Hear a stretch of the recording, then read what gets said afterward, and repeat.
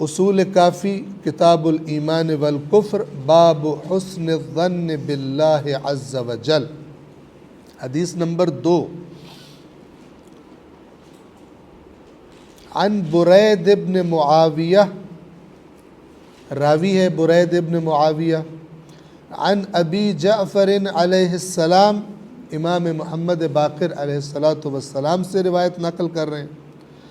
قال وجدنا فی کتاب علی علیہ السلام، امام محمد باقر علیہ السلام نے فرمایا کہ ہم نے کتاب علی، یعنی گویا کہ مولا علی علیہ السلام کے ہاتھ سے لکھی ہوئی ان کے فرامین کی، یا جو علم رسول اللہ کے پاس سے ان کے پاس آیا تھا،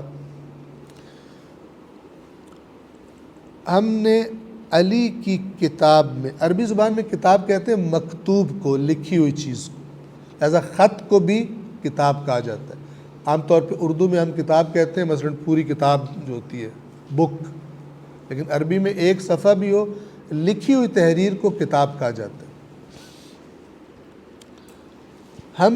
ہم نے کتاب علی میں پایا، یعنی لکھا ہوا پایا کیا، ان رسول اللہ صلی اللہ علیہ وآلہ وسلم قال، کہ اللہ کے نبی نے فرمایا تھا، وَهُوَ عَلَى مِنبَرِهِ، جب کہ رسول اللہ اپنے ممبر پہ تھے، یعنی خطبہ ارشاد فرما رہے تھے، تو کیا فرمایا، وَالَّذِي لَا إِلَٰهَ إِلَّا هُوَ، اس ذات کی قسم جس کے سوا کوئی معبود نہیں،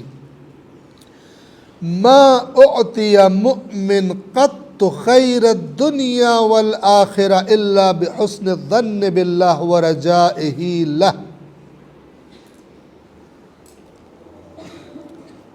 ہرگز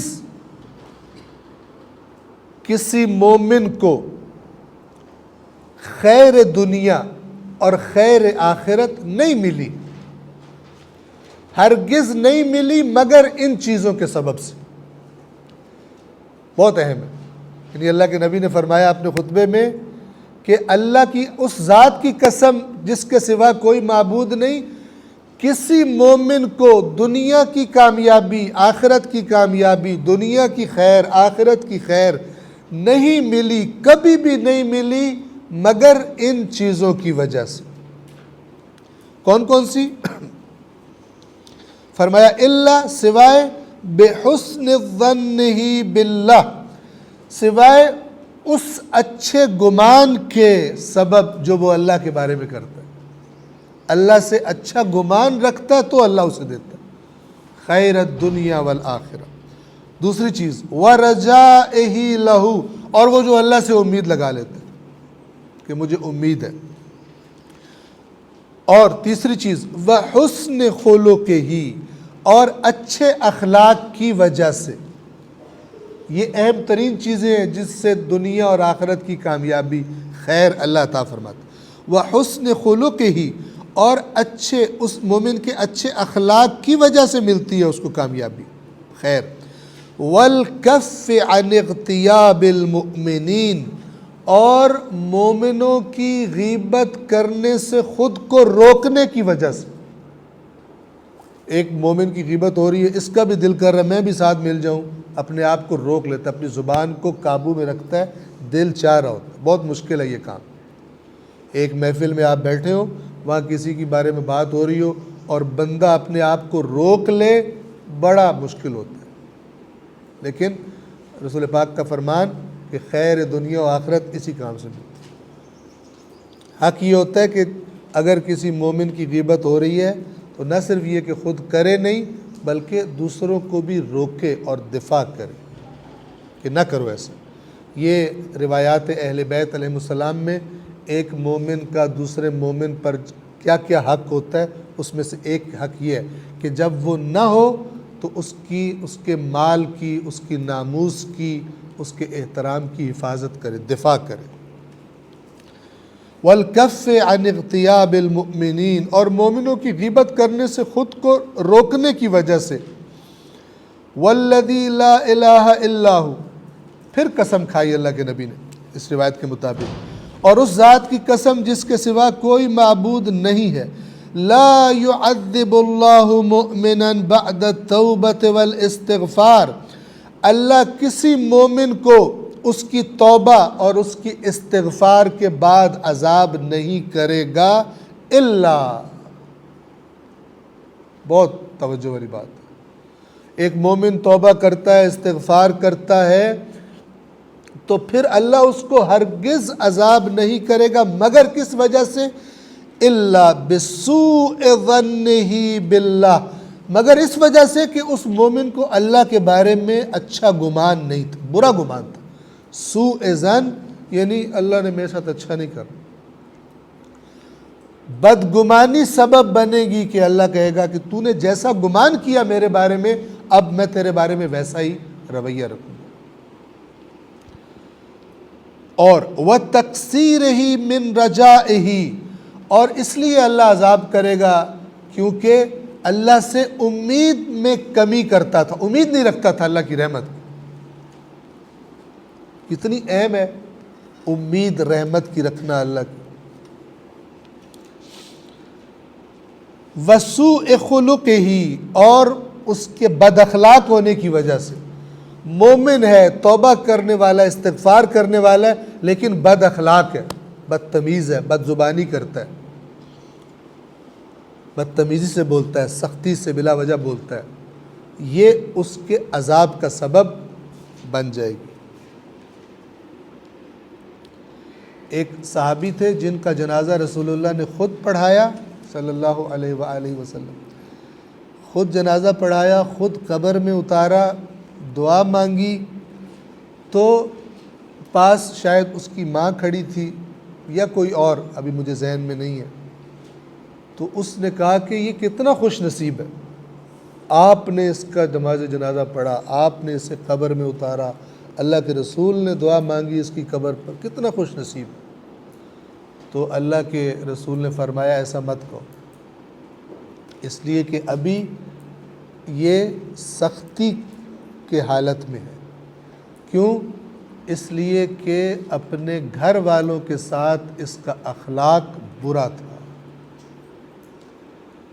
تھا، اس لیے اس پر ابھی عذاب کی کیفیت ہے، فشار قبر کی کیفیت۔ تو یہ حدیث کیا کہہ رہی ہے کہ توبہ کرتا ہے، استغفار کرتا ہے، بڑا نیک ہے، لیکن اخلاق اچھا نہیں، اس کی وجہ سے عذاب اس کو ہوگا۔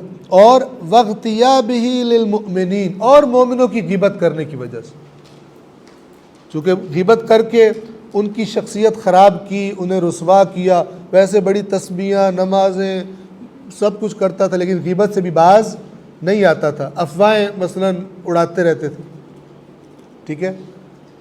آپ کبھی دیکھیں گے یہاں بھی افواہیں اڑ جاتی ہیں، یہیں کے لوگ، اور پھر بیٹھ کے ڈسکس کرتے ہیں، ہر جگہ سے یہ غیبتیں، توبہ، استغفار، تلاوتیں، فلان سب کچھ ہو رہا ہے، عذاب کا باعث بنے۔ وَاغْتِيَابِهِ لِلْمُؤْمِنِينَ، اور مومنوں کی غیبت کی وجہ سے۔ پھر تیسری دفعہ اس روایت کے مطابق اللہ کے نبی نے قسم کھائی، وَالَّذِي لَا إِلَٰهَ إِلَّا هُوَ، اور اس ذات کی قسم جس کے سوا کوئی معبود نہیں، لا يحسن ظن عبد مؤمن باللہ الا كان اللہ عند ظن عبده المؤمن، کہ کوئی مومن بندہ اللہ کے بارے میں اچھا گمان نہیں کرتا مگر یہ کہ اللہ اپنے مومن بندے کے گمان کے مطابق بن جاتا ہے۔ یعنی اگر مومن، جیسے ہی ایک مومن اللہ کے بارے میں کسی معاملے میں اچھا گمان کرتا ہے تو اللہ اس معاملے میں اس کے لیے اس کے گمان کے مطابق بن جاتا ہے۔ یہ فارمولہ ہے، یعنی اللہ کہتا ہے تو جیسا میرے بارے میں گمان کر رہا ہے میں ویسا ہی تیرے لیے ہوں، اچھا میرے بارے میں سوچ رہا ہے میں اچھا بنوں، برا سوچ رہا ہے، بدگمانی کر رہا ہے، جیسا تو مجھے سمجھے گا نا، گمان کرے گا، میں تیرے لیے ویسا ہی بن جاؤں گا۔ کوئی مومن بندہ اللہ کے بارے میں اچھا گمان نہیں کرتا مگر یہ کہ اللہ اپنے مومن بندے کے گمان کے مطابق بن جاتا ہے۔ کیوں؟ لأن اللہ کریم، اس لیے کہ اللہ کریم ہے، بیدہ الخیرات، اسی کے ہاتھ میں، صرف اسی کے ہاتھ میں ساری بھلائیاں ہیں، ساری اچھائیاں، جو ساری نعمتیں صرف اسی کے ہاتھ میں ہیں۔ تو ایسا کریم یستحیی، اسے حیا آتی ہے، اللہ کو حیا آتی ہے، ان یکون عبدہ المؤمن قد احسن بہ الظن، اس بات سے اللہ کو حیا آتی ہے کہ اس کا مومن بندہ اس کے بارے میں اچھا گمان کرے، ثم یخلف ظنہ ورجاءہ، اور مومن کے اچھے گمان کے بعد اللہ کے جو کریم ہے وہ اپنے مومن بندے کے گمان کے اور اس کی امید کے خلاف چلا جائے، اس بات سے اللہ کو حیا آتی ہے۔ لہذا اللہ کے بارے میں اچھا گمان کرنا کتنی بہترین چیز ہے۔ خدا حیا کرتا ہے کہ میں کریم ہوں، میرے پاس سب اچھائیاں، سب نعمتیں اس بندے کے لیے میرے پاس ہیں، اب یہ میرے بارے میں اچھا گمان کر رہا ہے اور میں اس کے گمان کے مطابق نہ بنوں، اس سے اللہ کو حیا آتی ہے۔ اور فَأَحْسِنُوا، آخری جملہ اس حدیث کا، تو اللہ کے نبی نے فرمایا جب یہ سب ہے، فَأَحْسِنُوا بِاللَّهِ الظَّنَّ، تو پھر اللہ کے بارے میں اچھا گمان کرو، کبھی بدگمانی نہ کرو، اللہ مجھے معاف نہیں کرے گا، اللہ میرا عمل قبول نہیں کرے گا، ایسا نہ کرو۔ فَأَحْسِنُوا بِاللَّهِ الظَّنَّ وَارْغَبُوا إِلَيْهِ، اور اس کی طرف رغبت کرو، جس سے اچھا گمان ہوتا ہے بندہ ادھر ہی راغب ہوتا ہے۔ مثلا آپ کو کسی چیز کی ضرورت، کوئی مسئلہ پیش آ جائے، ٹھیک ہے، آپ ارد گرد نگاہ دوڑاؤ، آپ دیکھو میرے ساتھیوں میں، میرے کلاس فیلوز میں، میرے ہمسایوں میں، اہل محلہ میں، آپ کے ذہن میں جو بندہ آئے گا نا کہ یہ کام کرنے والا، یہ میری ہیلپ کرے گا، ادھر ہی آپ کو رغبت ہوگی۔ جس کے بارے میں اچھا گمان ہوگا اسی کی طرف دل راغب ہوگا۔ تو اللہ کے نبی نے فرمایا تو اللہ کے پاس ساری نعمتیں ہیں، اور اس کو حیا آتی ہے کہ مومن جب اچھا گمان کرے تو وہ اس مومن کے گمان کے خلاف رویہ اختیار کرے اللہ، تو پھر اللہ سے اچھا گمان کرو اور اسی کی طرف رغبت کرو۔